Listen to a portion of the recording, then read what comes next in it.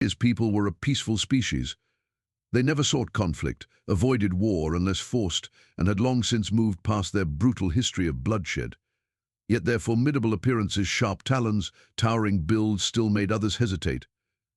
Despite their fearsome looks, they had learned to value harmony, embracing diplomacy and innovation as they ventured into the greater galaxy. He was a trader by trade, journeying through star systems, gathering goods for his homeworld and selling the ingenious creations of his people. Though he wasn't as brilliant as the scientists or as shrewd as the diplomats, he excelled in barter and trade.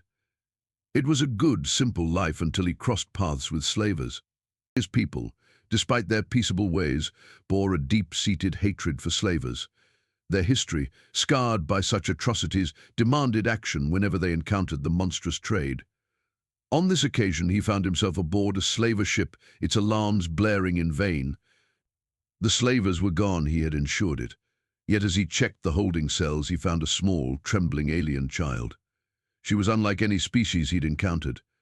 Her skin was a blend of pink, orange and brown, her eyes vivid and expressive.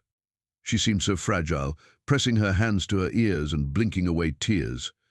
The other freed slaves didn't recognize her, nor was she part of any of their species. She was alone. He knew he should leave her care to others among the rescued, but something about her vulnerability pulled at him. Crouching down to her level, he softened his posture and offered her his family pendant, a fire gem set in a simple design. Her frightened eyes widened with wonder as she held the gem, her tears slowly stopping. He decided to bring her aboard his ship, at least until they could find her people. A new shadow, the child's fear soon gave way to curiosity. She followed him everywhere, observing his crew with wide eyes, poking at their feathers and mimicking their work. Though she never spoke, her actions communicated her intelligence and eagerness to learn. She was endlessly fascinated with the ship's controls, tapping excitedly when she began to understand their function. He took it upon himself to care for her. He found soft, comfortable clothes she liked, and brought back toys and children's media during his trades. Though he was unsure how to raise a child, especially one so different from his own species, he did his best. There were challenges: her penchant for trouble when left unsupervised, her peculiar habits, and her quiet sadness on nights when she dreamed of whatever home she had lost. When his crew showed her image at various stations, hoping to locate her people, no one recognized her. Eventually, they received a breakthrough: she was human, part of a species recently introduced to the galaxy after fighting off the oppressive Chryssan Empire. Humans were still a young, struggling species, focused on reclaiming their stolen kin. Returning home, he brought her to Earth, where her people welcomed her back. The reunion was bittersweet. Though he was happy she had found her family, he felt the ache of her absence as she ran into her mother's arms. The humans thanked him, but he declined their hospitality, retreating to his ship and his life as a trader. He thought of her often when humans appeared in galactic news, when his sister chided him for losing the family heirloom, or when he plotted courses on the ship's controls she had once been so fascinated by.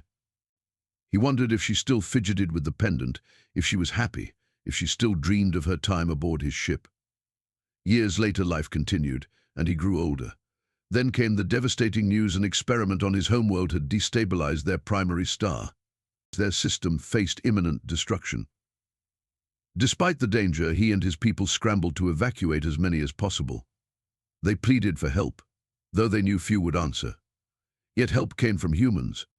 In a fleet of hastily constructed ships, they arrived en masse, working tirelessly beside his people to rescue the stranded. Together, they saved far more than anyone had dared to hope before the star's final collapse. A familiar face. After the disaster, as his people counted their losses and expressed gratitude, his ship received an unexpected visitor. A human captain requested to board. When the airlock opened, he saw her grown, confident, a distinguished officer among her people. She approached with quiet purpose, pulling a translator from her pocket. Her first words to him were, "Hello, Captain. I believe I'm overdue in returning this to you." From her pocket, she produced his family's pendant. Though custom dictated formality, he couldn't help but smile. His grief was momentarily lifted as he saw her again, thriving among her people. He wondered how she had influenced Earth's decision to help his kind, or if humanity's nature, like his own people's, compelled them to aid those in need. He hoped they would have time to talk, to reconnect. And perhaps this time they would ensure the bonds they had forged would not be lost again. Epilogue, in the end, life continued as it always did. Yet it was forever changed. The simple trader who had once saved a frightened child now understood how a single act of kindness could ripple across the stars, bringing hope even in the darkest times.